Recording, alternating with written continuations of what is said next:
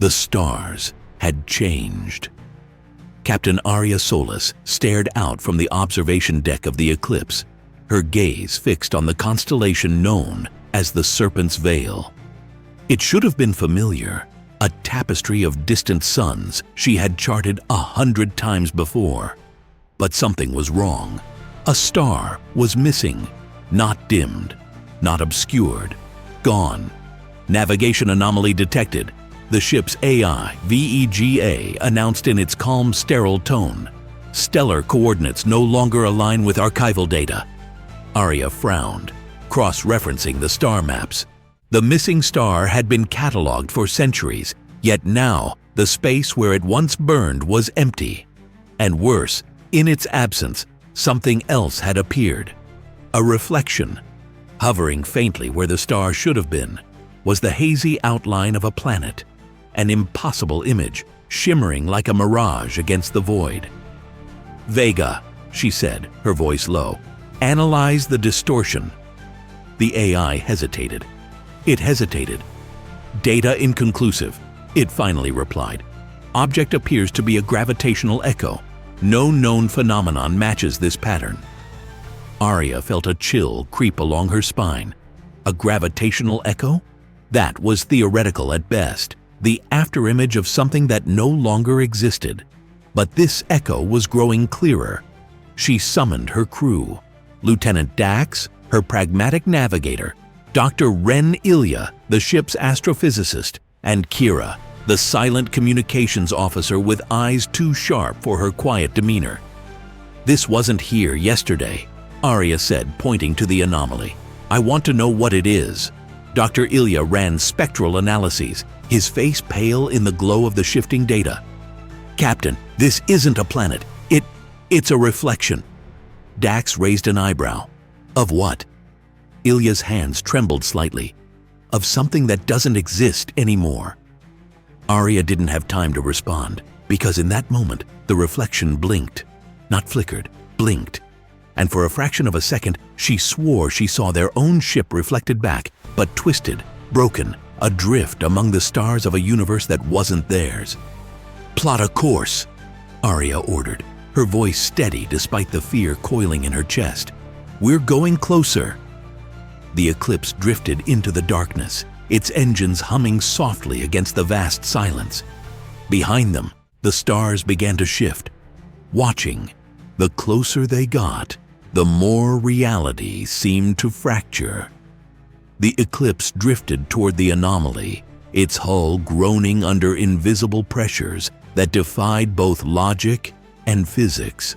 Space itself appeared stretched thin, as if the fabric of the universe was wearing away, revealing something else beneath. Distant stars twisted unnaturally, their light distorted into spirals and fractures.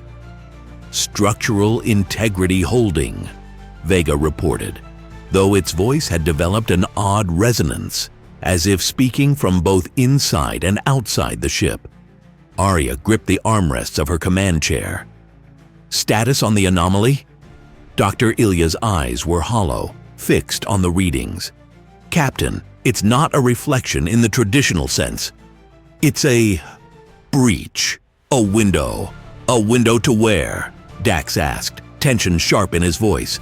Ilya hesitated. "Not where, when." Before Aria could respond, alarms blared. The anomaly surged, tendrils of dark light reaching out like fingers. They weren't beams of light, but fractures, slicing through the void with surgical precision. "Brace for impact," Aria shouted. But there was no impact.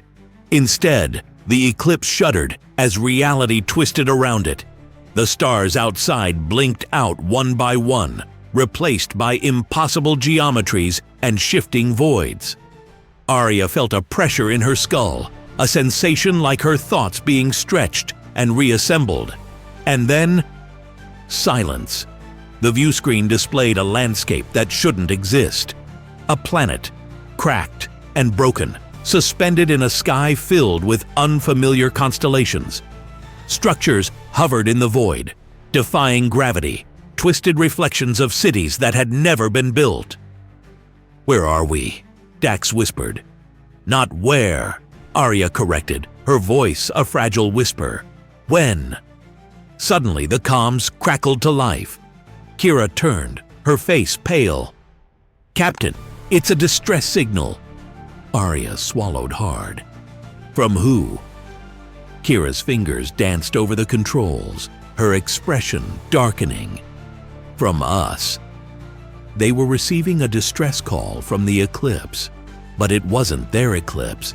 Aria's heart pounded like a drum against her ribs as the distress signal repeated, distorted but unmistakable. A voice that belonged to her. This is Captain Aria Solis of the Eclipse.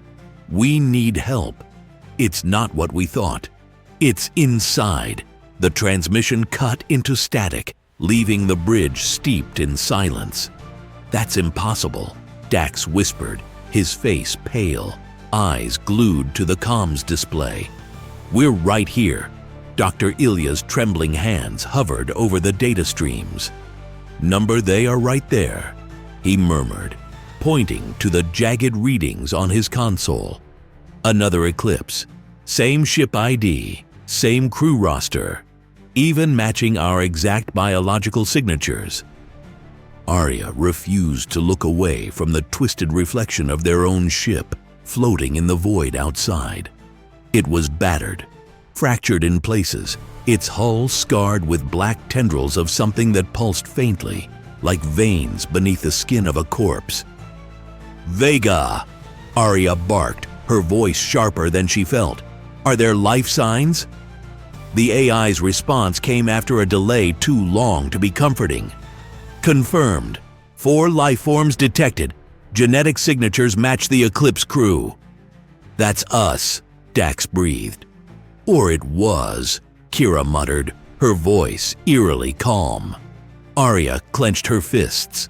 Logic battled against the dread curling inside her chest. If there was even a chance those people, those versions of them, were alive, they had to act. Prepare to board, she ordered. Dax spun around, disbelief etched across his face. You can't be serious. That thing's a ghost. Aria didn't flinch. And yet it's calling for help. Minutes later, suited and armed, they crossed the void in a shuttle, docking with the fractured twin of their ship. The moment the airlock hissed open, an icy wave of wrongness washed over them. The corridors were familiar yet foreign, stretched and warped, like reflections in broken glass. Lights flickered intermittently, casting jagged shadows that seemed to twitch just beyond perception. They found the first body near engineering. It was Dax, or a version of him, his face frozen in a twisted mask of fear, eyes blackened, his body desiccated as if drained from within. Kira choked back a gasp. Dax stared at his own corpse, his legs refusing to move forward. Aria pressed on, driven by a need she couldn't name. At the bridge, the door was half open, the metal warped, as though melted. Inside, she saw herself, slumped over the captain's chair, a trail of dark veins spreading from beneath her skin. Her own dead eyes met hers, except they weren't entirely dead. For a brief, breathless moment, the corpse smiled. Aria stumbled back, her breath catching in her throat. The corpse's eyes remained locked on hers, pupils dilated, flickering faintly with an unnatural light. "Captain!" Kira's voice was a strained whisper, trembling with fear. Dax was frozen, staring at his own lifeless double as if trying to will it away, but the body didn't move again, not physically. Instead, the ship reacted. The walls groaned, metal warping as unseen forces rippled through the structure. Shadows grew deeper, stretching across the floor and slithering up the walls like living things. Dr. Ilya's voice snapped Aria from her daze. "We need to leave, now!" But as they turned, the corridor they had come through was gone, replaced by a labyrinth of twisting metal and shifting doorways, the ship reconfiguring itself like a puzzle with pieces that didn't fit. Vega's voice crackled in Aria's helmet, distorted and fragmented. "See, Tane." Reality. Unstable. Error. Loop detected. Loop. The word echoed in her mind, bringing with it a wave of dread. This wasn't just another ship. It was them, trapped in an endless cycle, echoes of themselves trying to break free. Kira's scream pierced the air. Aria spun around, her heart lurching. A shadow, not Kira's shadow, rose from the floor, wrapping around her legs, pulling her toward the darkness. Aria lunged, grabbing Kira's hand, straining against the force dragging her down, but the shadow was stronger. With one final, desperate pull, Kira's fingers slipped from Aria's grasp, and she was gone, swallowed by the darkness. Aria collapsed to her knees, the void where Kira had been feeling colder than the vacuum outside.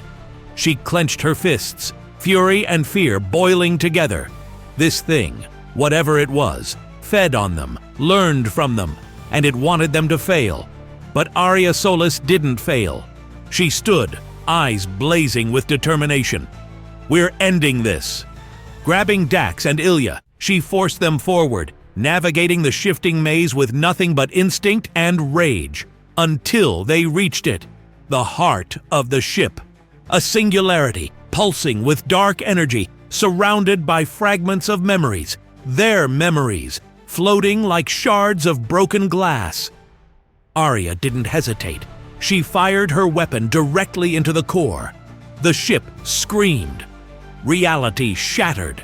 Aria awoke, gasping for breath. She was back on the Eclipse, sprawled on the observation deck. The familiar hum of the ship's engines vibrated beneath her. But something was wrong.